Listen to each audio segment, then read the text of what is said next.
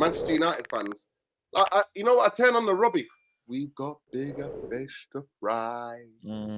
We've got bigger fish to fry. And for me, INEOS, mate, it is crumbling. The cards are crumbling, getting sued, having to sell businesses. And they've sacked more people, by the way. I had a text this morning. 200 people, yeah. Did you hear the other report though, Nordin, that if they didn't put money into the club, I think apparently the Glazers ran out of money. Yeah, so I've been saying that for a lot. Listen, I've been saying this for a very long time. But for me, but at the end of the day, hey, the thing is, the Glazers haven't run out of money. The Glazers just don't want to put the money in it. They've got football teams and that. The Glazers have bread, bro. They didn't even put their own money in to buy this. They borrowed it, bro. They haven't spent none of their own money. None of it. It's not that they don't have it. It's that they don't have it for billionaires. us. They don't have it for us, bro. Like they have it, just not for us. They took money from the club, mate, to get rich from the club. That's it. And INEOS is helping them do that even more.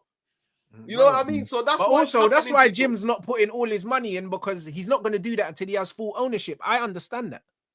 Listen, I understand that completely.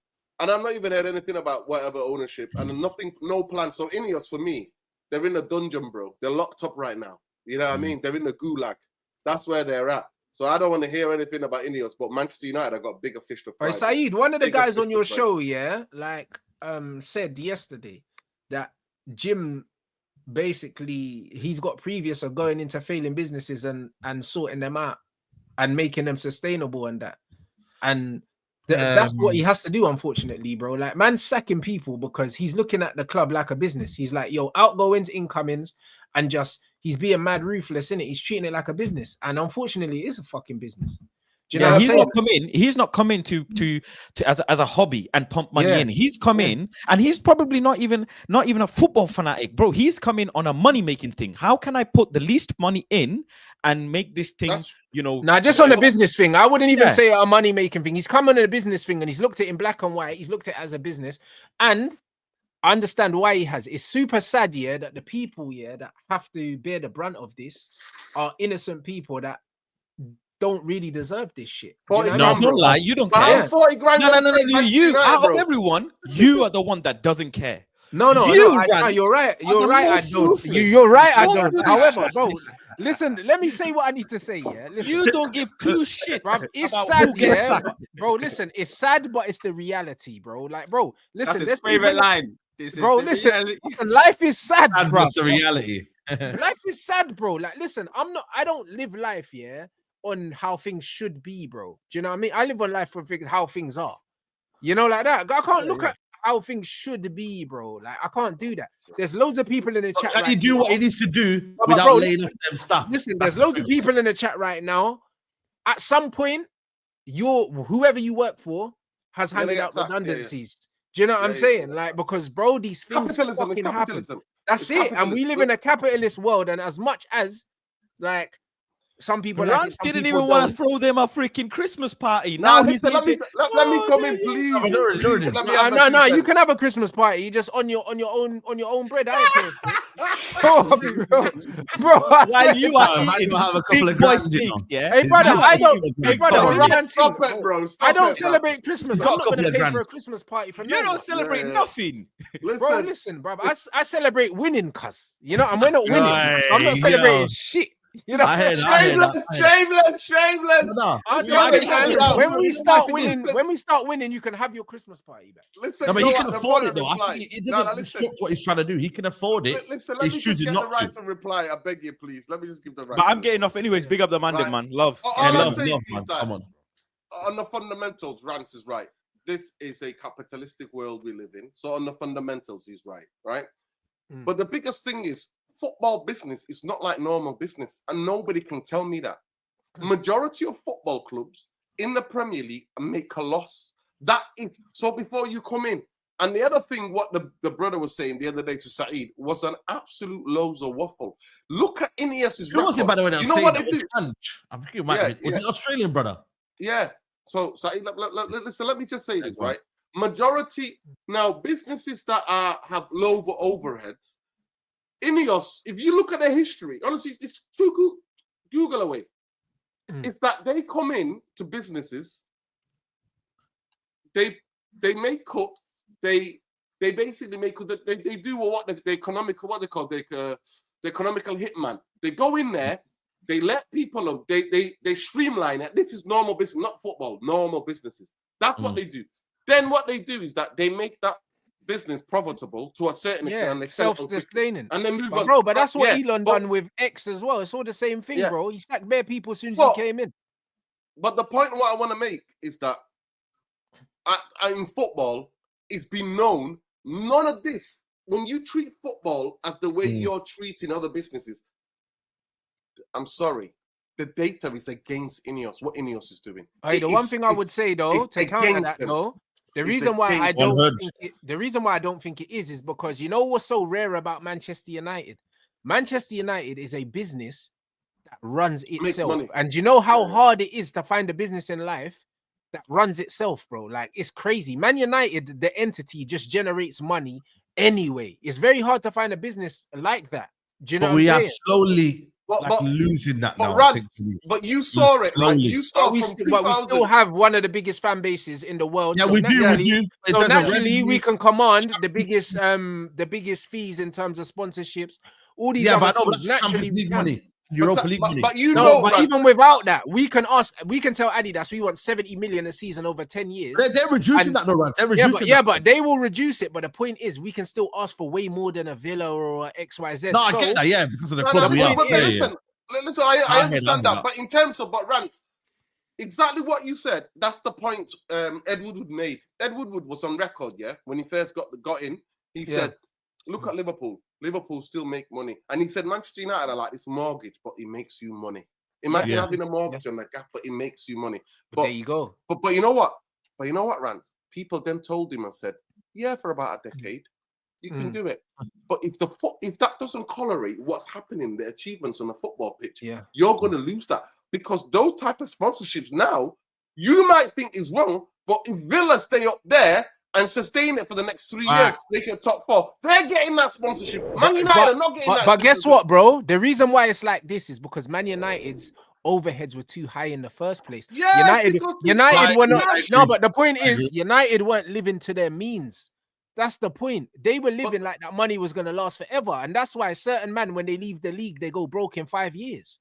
Because you need to understand that United weren't living to their means, handing out 300 grand a week contract. That will help. Giving Phil Jones a new contract. I don't think he kicked the ball for the 4 years of his new deal. I'm not gonna lie to you. We would run like Wolf of Wall Street. You know that shit out. Yeah, it was a joke. That's how we were run because bankers know as long as I'm making money, everybody's making money. Champagne. You know what I mean? Let's bring more champagne. And people don't know that. Ed Woodward and the other guy, they've got shares in Manchester United. So they're getting paid anyway. They're on the board. They're the shareholders. So for me, it's the fact that Manchester United have been mismanaged. It's been one of the biggest crumbles because we were so far ahead of everybody else. And COVID was the first. COVID was the reasons why we didn't post profit. We didn't post a profit. That was the first time COVID, when they were still paying all these men and they weren't getting gate receipts. That was the first time they didn't post a profit. We make £1 million. We make £1 million in the gate receipt between games. Well, exactly. So we didn't meet a profit because of that, bro. But before that, we were profitable every season. But Rance is not even that. But what should have done? People should have been thinking and put some money aside. But instead, Rance, we've been paying down the same debt for 19 years. And, I think they're just paying the interest on that. I don't even think they're paying that. That's what I'm saying to you. But we gave the banks $1 billion, and we could have had a new stadium by now. Yeah. If you would have built that stadium, and that's what I'm saying to you. When I tell people, Manchester United, the last time we were in debt was wartime. Manchester 1930s. The last time before Glazers came in, Manchester United were in debt was wartime. That's an extraordinary feat. And they literally have the ball and they fumbled it. It's like last minute winner to win the Champions League. Ball comes across, skied it to Rosette. That's what they've done with the football club. For me, I want them both out. And Jim is a rat from day dot, and I told everybody what he was going to do. So at the end of the day, unless we get rid of them, and that's why the fan base, instead of going and try to go and make kind of this coded racism at Jesse Lingard and Pogba. Listen, them guys are gone, and United have got even shitter. because they're not here. We've even gone worse because we got rid of those guys. Those moments that are gone. So at the end of the day, for me, they need to focus on the people that needs to be focused on, and that's the Glazers. No, the Glazers were never keeping this club long term anyway. They never were, because if they were, like you said, they would have paid that debt off. They were never staying at the club long term. And also, what you need to think about is it's cheaper to pay the interest because that the equity in the club, that whatever it is, the club's worth way more than that. So the debt only becomes an issue because of FFP. If FFP didn't exist, the debt's not a problem because you can sell the club and the debt's covered, innit? So even FFP coming in, I don't remember, when was the first year that FFP came in? It was 2 years, I think a year and a half ago, if I'm not mistaken. There's two. Listen, there's two. There's two. There's a UEFA one. Yeah. There's a UEFA FFP. 2011. And then there is another one because PSI is different. Oh, the PSR thing. Sorry, the PSR thing I'm talking about. So sorry, the PSR I think has only been in operation maybe the past 2 years since City got. Since City and got. that PSR thing, 2016. That PSR thing, has made everything tight for everyone. You know, and that's the reason why Newcastle can't do the mad thing, and do the Man City thing. And they've got all the wealth. No, but they don't have the fan base though, Rants. They don't have the. That's what I'm saying to you. Yeah, but that's the point. Global fan base. No, but it does affect us because of the debt. Because the debt adds to it. Yeah, the debt adds to it. But I'm saying the debt didn't affect us before that in that spend because the Glazers were still spending bare money, bro. They can't spend as much now because the debt plays a part. On the PSR now. Yes. But let me give you this. Nuruddin, have we spent £1 billion making money in interest payments? I was telling because like 100 million it would be, like 100 million a season or something. Listen, I was telling Saeed a couple of years ago, every season, the amount of money we were getting from sponsors and from external money that we were bringing into football was going decreasing. And that's why before they put the club for sale, I was telling them that this is unsustainable because the numbers were there. It didn't matter. Manchester United were making losses even before lockdown. The 5 years from 2014 to 2019 when lockdown hit. If you look at year by year, because we were not competing regularly in the Champions League, myself, and we were not going to the later stages. Manchester United sponsorships were going down. And Adidas, that's why Paul Pogba had to stay, because he was an ambassador. And the reason why Pogba was bought was because of the whole Adidas. But we were still posting profits because Woodward was posting the profits. Yeah, and they were taking the dividends instead of paying some of the fucking. But we were still making profits up until lockdown. Yeah. So lockdown, everybody got affected by lockdown. But remember, some man wanted to do the furlough thing, and man got onto them. Liverpool. And Tottenham as well. But man were getting onto Tottenham for doing the furlough. But bro, listen, them man just care about their bottom line. Now, to be fair, multi-billion-pound corporations did it. That's why I didn't understand. I didn't understand why people were going out for, because massive corporations were doing the furlough and getting billions out of the club. Go ahead, Marcel. Yeah. So we're doing £1 billion in interest now. Then right now we haven't £1 billion in 2019. Yes. The actual sum of 500 million to 700 million that we're meant to pay back, the actual physical debt, we haven't touched a penny of it. It's just been that interest of holding that actual share. £1 billion. Yes. Let me repeat that to you. £1 billion. They pay the interest. It's just like if you get as much as I wanna. You can pay the interest on the mortgage without touching. We would have a new stadium, bro. Without touching the actual mortgage. Listen, 10 years ago, 10, 12 years ago, that stadium could have been built. And you know what? Now it's going to cost how much it's going to cost that to get that new. That ain't going to be touched by Jim Ratcliffe. He don't want us to be associated. Of course, but people told me. But Saeed, what he'll do is PSR exists. It affects our ability to spend in the market. Saeed, what Ratcliffe will do is nobody next summer, bro. Trust me, what he would do, thinking just from business, he'll cut the overhead so low, that when man get money coming in, he'll just be able to push over. What money is that?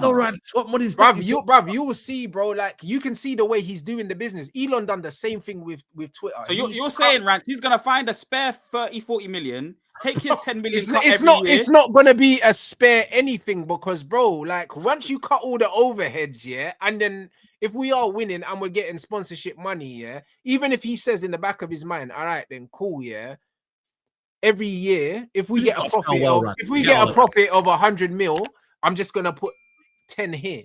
Man can do that, bro.